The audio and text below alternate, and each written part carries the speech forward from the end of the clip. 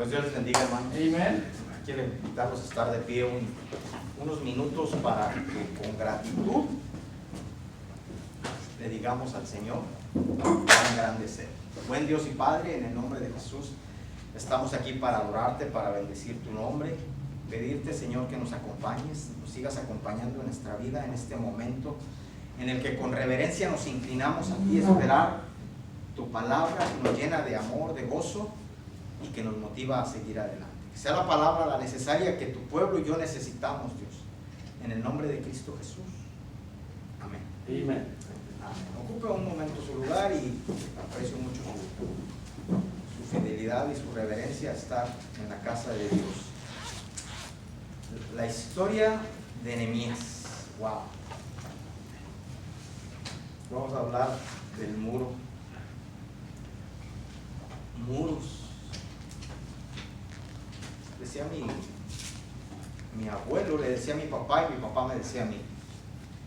Dice, de nada sirve que alcances, que tengas un terreno, que tú digas, que alguien te diga, ¿hasta dónde es tuyo? Hasta donde alcanzas a ver. Si no vas y pones una cerca, un límite, que tú digas, hasta tal lugar, hasta ahí es. Un muro tiene una importancia. En este país se levantó una gran polémica por un muro que han querido hacer en la frontera. Y pues cada quien pone en sus límites algo.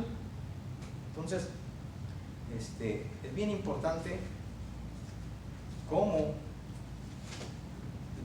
valoramos ese muro, ese asunto tan importante que representa un muro. En el libro de Nehemías, para mí es una secuencia que empieza en Segunda de Reyes, en el último capítulo 36. Dice que el rey Ezequías, hay varios datos, pero lo importante, o donde empieza esto, cómo llega Nabucodonosor, tumba el muro, lo derriba, destruye casas, destruye palacios y mata ancianos y a toda la gente. El que escapa, el que no fue muerto, se los lleva cautivos y queda destrozado. Vaya al libro de Nehemías.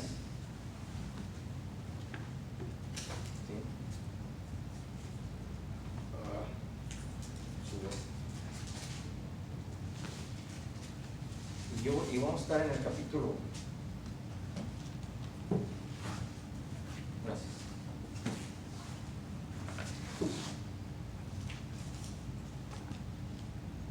Y miren, en el capítulo 1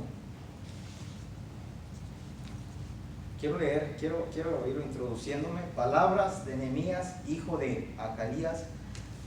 Aconteció en el mes Quisleo, en el año 20, estando yo en Susa, capital del reino, que vino Anani, uno de mis hermanos, con algunos varones de Judá, y les pregunté por los judíos que habían escapado, que habían quedado de la cautividad, y por Jerusalén. Nehemías capítulo 1, y voy a leer el verso 3. Y me dijeron, el remanente, los que quedaron de la cautividad allí en la provincia, están en gran mal y afrenta, y el muro de Jerusalén derribado y sus puertas quemadas a fuego. Factor condición, ¿cómo estaba? Arruinado. ¿Qué libro estamos hablando, hermano? Nehemías. Esa es Beleguete. Nehemías después de Esdras. El muro caído. ¿Sí? Ahora, ¿sí? Gracias. Ahora, ¿por qué se cayó el muro? No, el muro lo tumbaron. ¿Sí? Si analizaríamos el libro de las Crónicas, no está muy atrás ahí de, no, pero es ¿cómo dice cómo acontece, cómo empieza el relato de lo que estamos hablando. Mi Biblia está un poco... Mire, ahora estoy en Segunda de Crónicas, en el capítulo 36, segundo libro de Crónicas. Mire, verso 11. Está Nehemías, para atrás le da, está Esdras, y luego está el segundo libro de Crónicas, para que se ubique rápido. Capítulo 36, verso 11. De 21 años era Sedequías cuando comenzó a reinar. 11 años reinó en Jerusalén e hizo lo malo delante de Jehová. Por eso se cayó el muro. Pero mire, quiero seguir leyendo. A veces no solamente es hacer lo malo delante de Dios. Dijo, y no se humilló delante del profeta que le hablaba de parte de Dios. Se rebeló a sí mismo contra Nabucodonosor, al cual había jurado por Dios, y endureció su cerviz y obstinó su corazón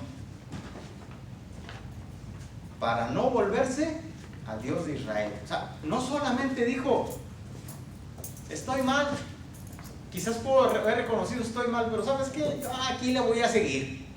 Se aferró a portarse mal. Estamos hablando de la ley civil, porque era el rey. Verso 14. También todos los principales sacerdotes y el pueblo, primero los sacerdotes, así como hizo el rey, el sacerdote también. Entonces, la autoridad civil se portaba mal, la autoridad espiritual se portaba mal. ¿Qué esperabas de la gente? Pues que también se portara mal. Ahora, vamos a ver qué hizo el pueblo. Y el pueblo aumentaron la iniquidad siguiendo todas las abominaciones de las naciones, contaminando la casa de Dios. No solo, o sea, no solamente, sino que además contaminaron la casa de Dios. ¿Sabes que hay gente que respeta tanto la casa de Dios? Aún inconversos. Una vez fue una persona en viernes, vivíamos en Álamo, entonces estaba la iglesia y sin cerca luego estaba la trela donde vivíamos nosotros, y llega y a mí me mandan a hablar. Enrique, ¿te están hablando? Yo salgo y me dice, ¿qué estás haciendo? Necesito un trabajo en calidad de emergencia. Le dije, estoy en el culto. Y dijo, ahí no me meto, mañana te espero en mi casa. Dice, me urge, pero ahí, con la iglesia, con las cosas del Señor, dijo, ahí no me voy a meter. Prendió su camioneta y se fue a su casa. Al día siguiente, en sábado, fui a terminar el trabajo. Un respeto de gente que no lleva una vida, una relación con Dios. Entonces, ¿qué se esperaba de los sacerdotes? Pues nada. Ahora quiero que vaya al verso 17. Ya vimos las razones, ¿verdad? Amén. No, y si usted sigue del 16 y eso, ahí sigue empeorando.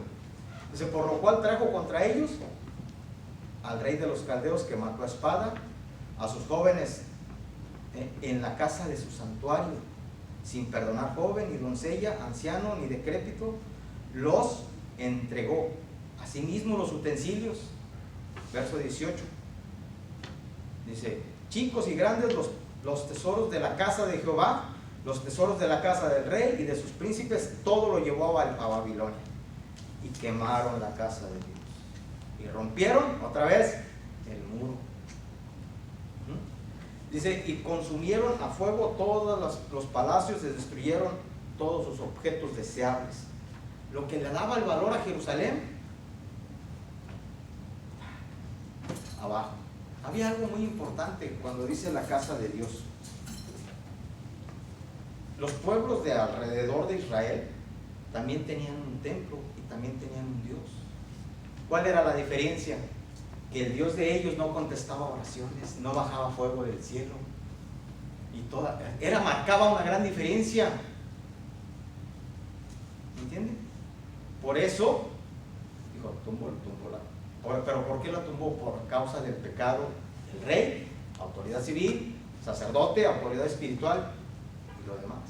Varones, si en casa nos portamos mal, nuestros hijos van a seguir nuestro ejemplo. Amen.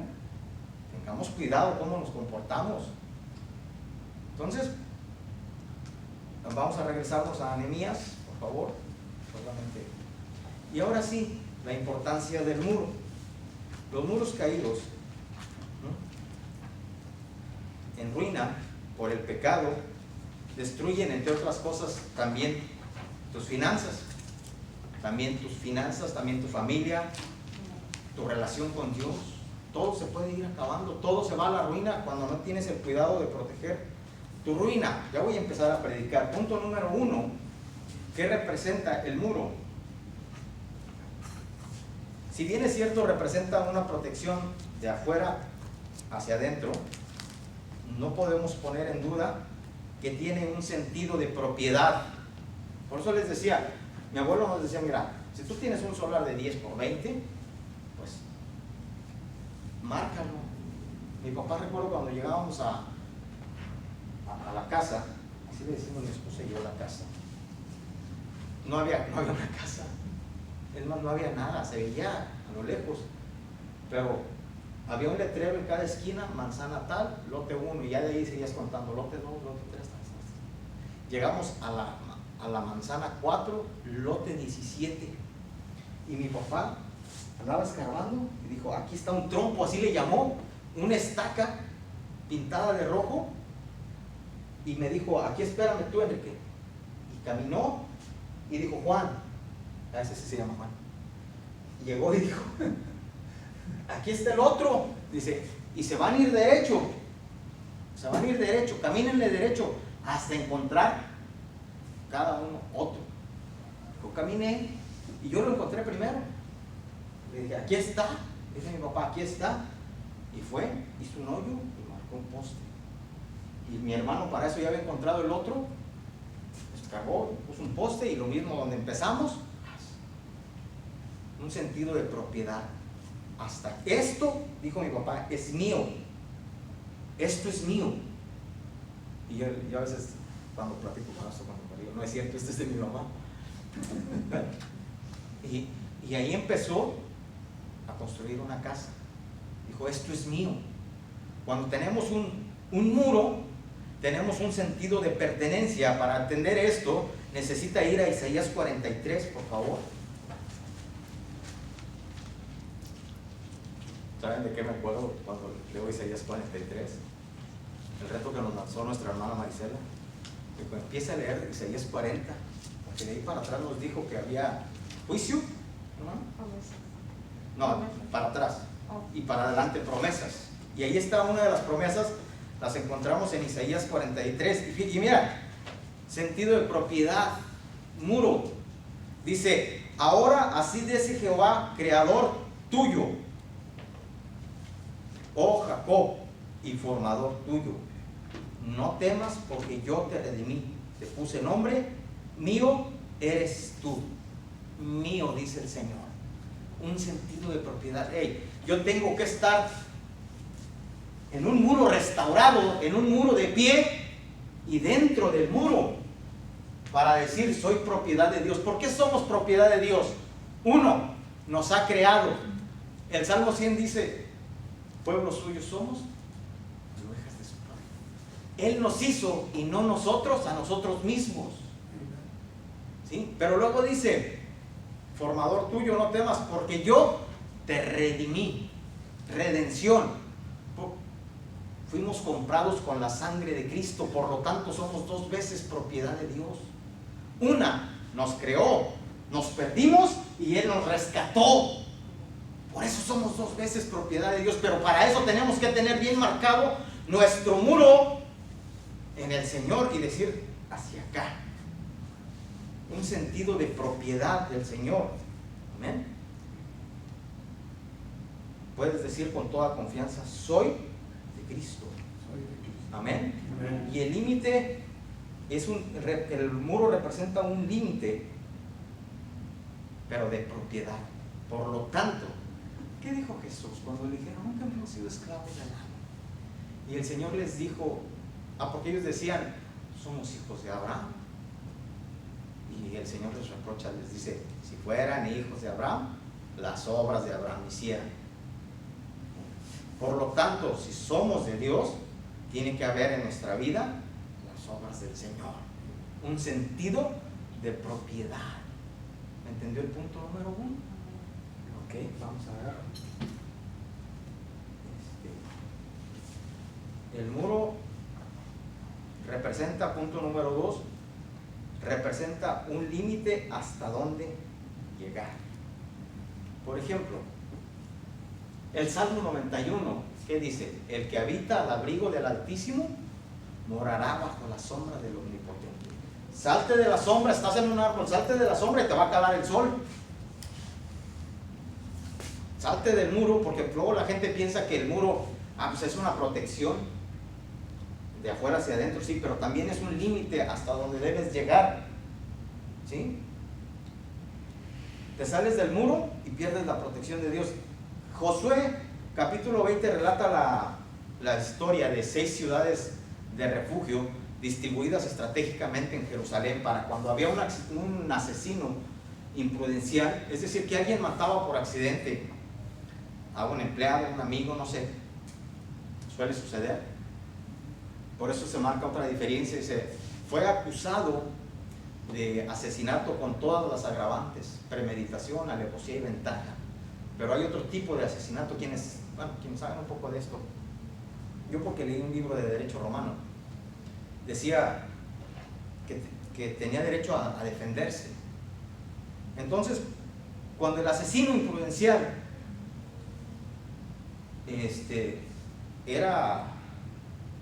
era perseguido, este hombre podía correr, podía caminar hasta llegar a una ciudad de refugio.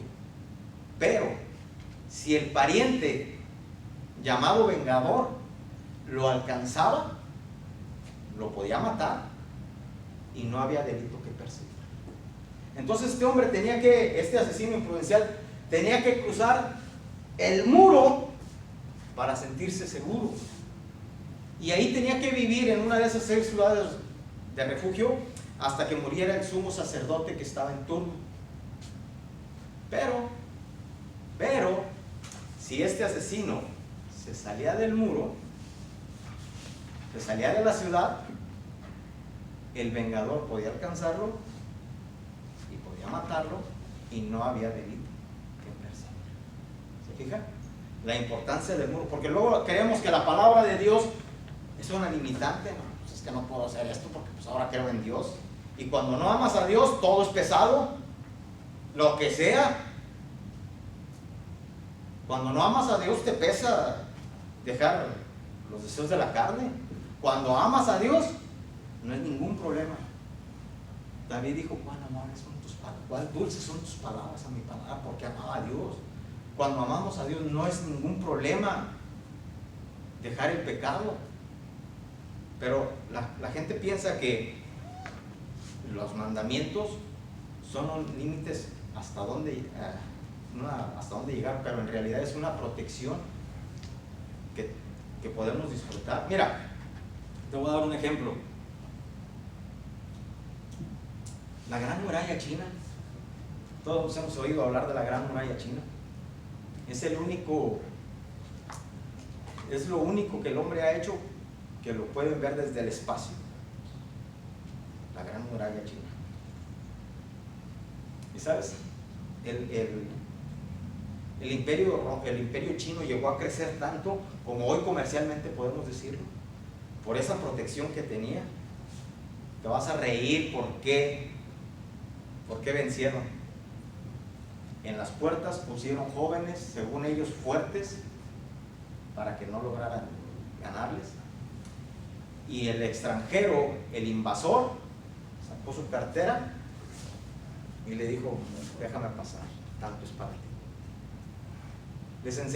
Les construyeron un gran muro, pero no les enseñaron valores de patriotismo, de lealtad. ¿Te fijas? Lo que representa la palabra de Dios es una protección. Enseñemos a nuestros hijos valores, que valoren con el ejemplo, por cierto. Nunca van a llegar nuestros hijos a entender la oración hasta que Dios les conteste una oración. Porque tú les puedes decir, el día que tengas problemas, solo ora a Dios.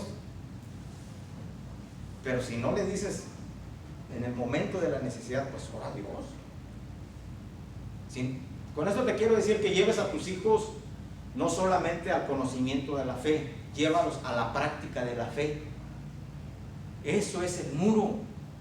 Eso es el muro, entender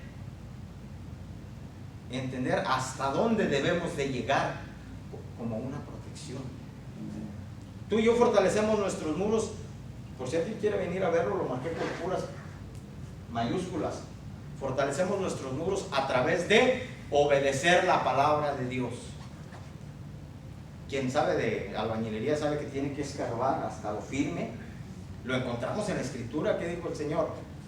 Y el que obedece esta palabra lo compararé, el que la pone por obra, a un hombre prudente que hizo su casa, que escarbó, que hizo su casa sobre la roca. Y el que no la hace, el que no la obedece, lo compararé con el hombre imprudente que sobre la arena, así, sobre la nada. Y vinieron tempestades y se llevó la que fue construida sobre la arena.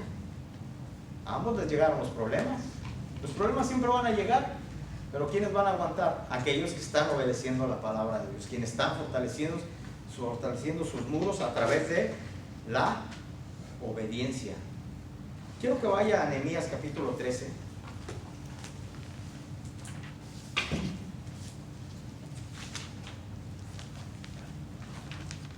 Vamos a ver aquí.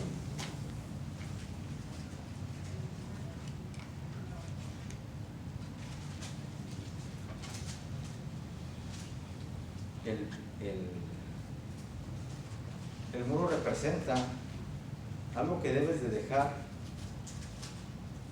tanto como adentro como afuera.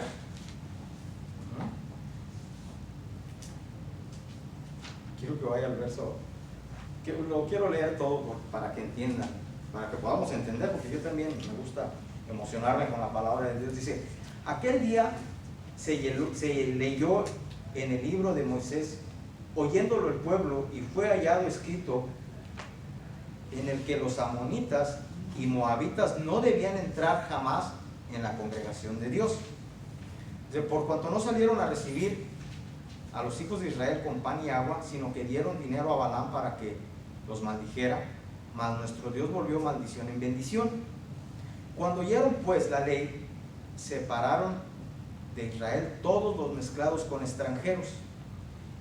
Y antes de todos los sacerdotes, Eliasib, siendo jefe de la cámara de la casa de nuestro Dios, había emparentado con Tobías y le había hecho una gran cámara. Algunas versiones dicen una habitación, una recámara. Dice, en la cual guardaban antes las ofrendas, el incienso, los utensilios, el diezmo del grano, los vinos del aceite, y que estaban mandados dar a los levitas y a los cantores y a los porteros, y la ofrenda de los sacerdotes. Mas a todo esto yo no estaba en Jerusalén, porque en el año 32, bueno, quiero pararle ahí. El sacerdote emparentó con alguien ajeno. Al principio leíamos que había llegado la abominación a la casa de Dios, la contaminación. Ahora, en la reconstrucción de Jerusalén, del muro, el sacerdote Eliasib estaba haciendo las mismas prácticas. Se trajo a alguien ajeno, y el lugar donde se consagraban, donde se guardaban las cosas, le hizo un cuartito, un gran cuarto, por cierto. El muro representa lo que debes de tener y lo que no debes de tener. Con todo respeto, las hermanas, yo estoy seguro que ayer fuimos al H&B, poco le digo a mi esposa que me acompañe, usualmente voy solo. Ayer le dije, ¿quieres acompañarme? Y dijo sí, y andaba yo bien chiflado. Pues vamos. Después andaba cansado de andar en toda la tienda, pero bueno, Y ya cuando llegamos a casa, encontró mi esposa en la bolsa de la comida, encontró algo así como un jabón, como un producto ajeno. Yo dudo mucho que al medio de la sopa metan, por ejemplo, un insecticida. ¿Verdad que no hacen eso, hermanos? Eso no lo hacen. Sin embargo, la gente del HIV le metió. ¿Sabes una cosa? Los muros representan una organización. ¿Qué debes de tener y qué no debes de tener? El muro marca una diferencia. ¿Qué cosa tienes que tener fuera? El pecado tiene que salirse de la casa, de tu vida. Es por eso, hermanos, que el muro representa una realidad. Pero si el muro está caído, quiero que vaya al verso 8. Y me dolió en gran manera y arrojé todos los muebles de la casa de Tobías fuera de la recámara. ¿Se fija qué hizo? Entonces tú y yo tenemos que sacar todo lo que estorba de nuestra vida para ver la gloria de Dios. Pero si el muro está caído y si el muro está, no vamos a saber hasta dónde llegar. Hay gente que se aleja de Dios. Mira, hay gente que se va, deja de orar. A veces ni siquiera es pecado, ni siquiera anda en pecado, pero mira, no se hinca a orar, pues porque el fuego del Señor no arde en él. No se va de plano al mundo porque considera que no es de allá. ¿Por qué no hace una ni otra cosa? Porque no tiene establecido un muro en su vida espiritual hasta dónde llegar. Porque no tiene establecido, porque no tiene fortalecido un muro basado en la palabra de Dios. Y ahí empieza la confusión. Muchos lugares, usted puede ver una cerca que dice prohibido el paso,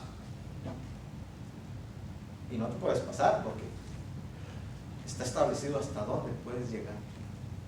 Entonces cuando buscamos a través de la palabra de Dios la voluntad de Dios, entendemos hasta dónde debemos de llegar, porque se ha fortalecido el muro. Cuando yo leía Nehemías, me tuve que regresar a leer Esdras y decía, ¿por qué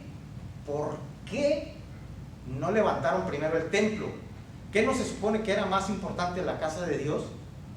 Pues sí, pero es que Esdras era un sacerdote, un escriba, cuando los escribas eran normales. Y Nehemías es un líder civil. ¿Para qué quería el pueblo de Israel tener una gran casa de Dios si no sabía hasta dónde llegar? Es por eso que hasta el día de hoy debemos de saber dónde está nuestro muro, hasta dónde debemos de llegar. Usted viaja en las carreteras en donde hay sierra, donde hay montes, y está el camino, o está la cinta asfáltica, pero tiene un muro de protección. Aquí no necesitamos ir a un lugar de montañas, el expressway en medio tiene un muro de contención, que si tú lo brincas te vas a topar con carros de regreso. ¿Por qué lo pusieron? Por seguridad. Y nosotros tenemos que levantar nuestros muros a través de la palabra de Dios para estar seguros en el Señor. Amén. Viva una vida leyendo la escritura de todos los días, todo el día. No necesita leer todo el día, dedíquele 5 minutos en la mañana y 5 minutos en la tarde, y mire, sus muros se van a ir fortaleciendo para entender hasta dónde llegar, para poder mantener su vida y sus muros firmes, porque si se le caen los muros, de nada va a servir. Si una cerca se cae, alguien fácilmente se mete, y si no está bien el muro, no va a saber hasta dónde es usted, y ya cuando acuerda su vecino le va a gritar, ¿qué estás haciendo en mi terreno? Te estoy cuidando, por no saber dónde llegar. ¿Quieres estar de pie? Vamos a cuidar nuestros muros en el Señor. Tú tienes un muro muy importante. Ese muro te protege, ese muro te guarda. No dejes que se caiga. Manténlo con una vida de oración, manténlo con una vida de lectura en la palabra de Dios, practicándola, no solamente la escuches. Si bien es cierto, la Biblia se oye a través de una predicación, se lee, se medita, nos la grabamos en la mente, qué bueno, pero esas 4 cosas de nada va a servir si no la ponemos por obra, porque la palabra de Dios también se cumple. Amén. Oremos. Buen Dios y Padre, en el nombre de Jesús te doy gracias por esta palabra, los muros, Señor, los muros que tan importantes son. Te ruego en el nombre de Jesús que nos ayudes a fortalecer cada uno de nuestros muros, nuestro límite de protección en el cual nos guardas, Padre. En el nombre de tu Hijo amado, que esta palabra que nos has dado pueda dar fruto primero en mi vida, como en la de mis hermanos, como en quienes nos escucharán a través de las repeticiones. En el nombre de tu Hijo amado Jesús.